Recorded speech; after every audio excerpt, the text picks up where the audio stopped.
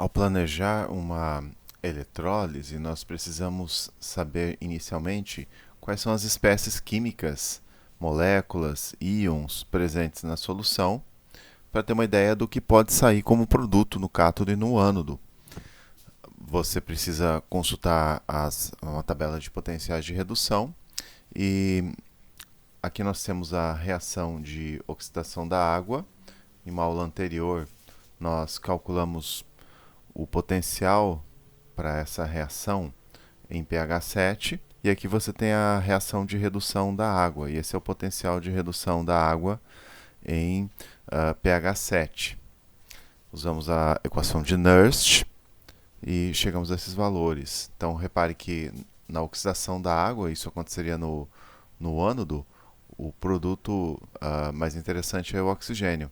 Na redução, que aconteceria no cátodo, você tem o hidrogênio. Nós vamos falar agora da eletrólise de uma solução de cloreto de sódio. Então é bom você perceber aqui que o sódio tem um potencial de redução muito negativo, ó, menos 2,7 volt. Então, de jeito nenhum você vai conseguir reduzir sódio em meio aquoso. Nunca você vai formar sódio no cátodo de uma célula eletrolítica que opera em meio aquoso. Como nós temos cloreto no meio, esse aqui é o potencial de redução do cloro. Então vamos pensar quais seriam os produtos dessa eletrólise. Aqui eu tenho as semi-reações de uma maneira mais organizada.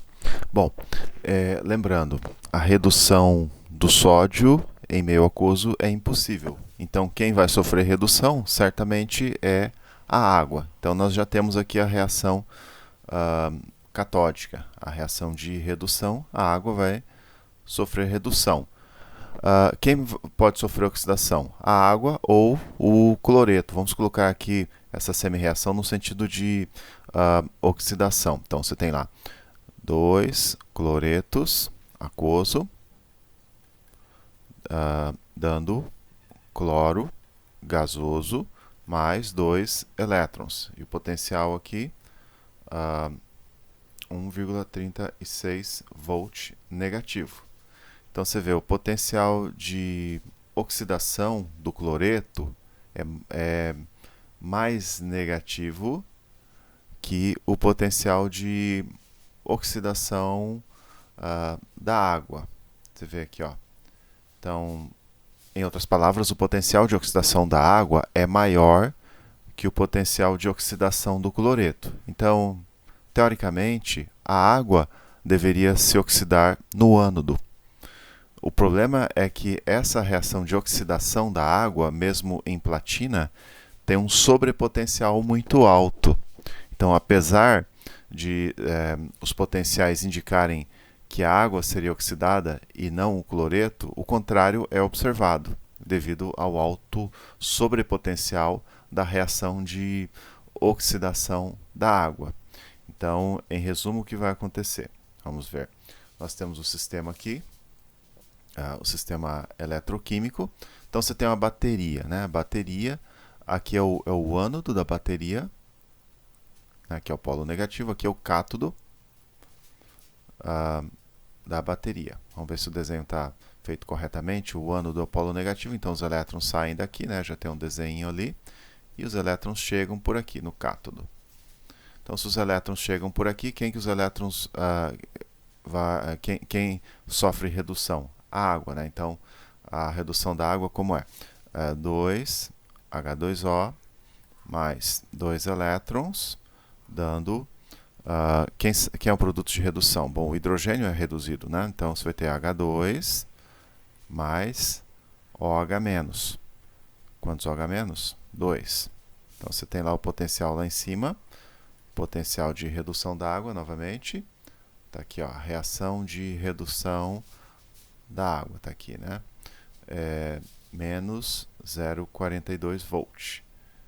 Menos 0,42 volt. Teoricamente, quem sofreria oxidação seria a água, porque o potencial de oxidação da água é menor que o potencial de oxidação do cloreto, mas observa-se o contrário, né? A água não sofre oxidação porque tem, embora do ponto de vista termodinâmico,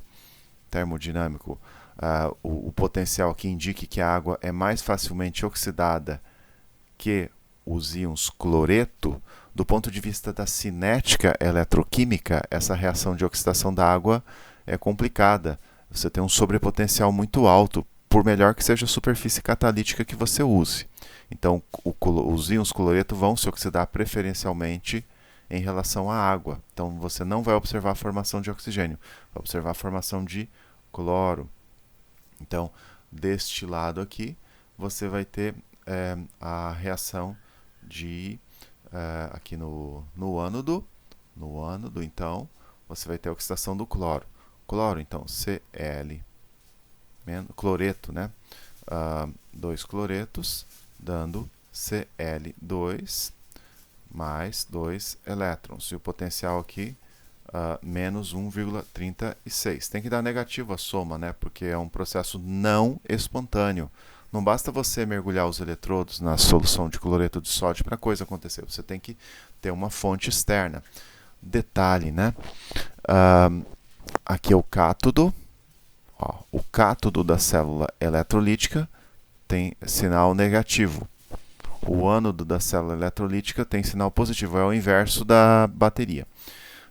Então, desse lado, imagine que você colocou a solução de fenolftaleína aqui, indicador ácido-base. Então, no lado do cátodo, você vai observar a solução ficando cor-de-rosa. Por quê?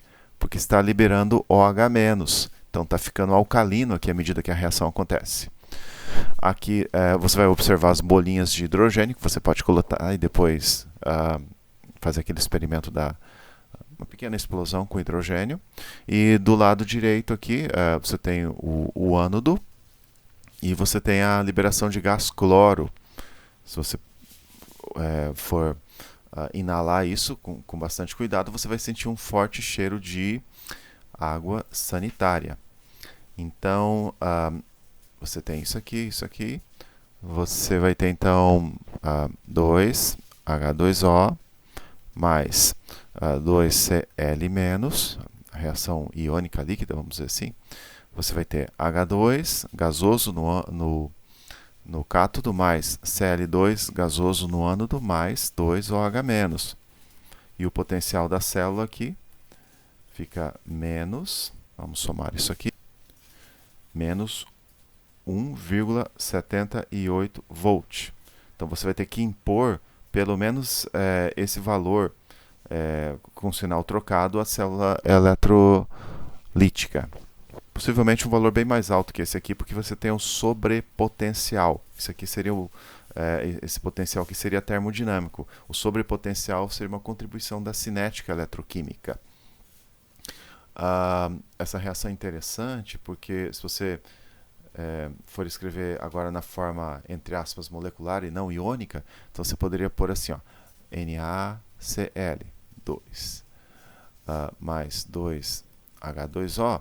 Então, a eletrólise do cloreto de sódio vai te produzir hidrogênio, que tem valor comercial, cloro, que tem valor comercial, e a solução tende a ficar rica em hidróxido de sódio. Então, você vai ter hidroxódio, cloro, na verdade em solução, né, hidroxódio, hidrogênio, cloro aqui na solução alcalina pode formar hipoclorito.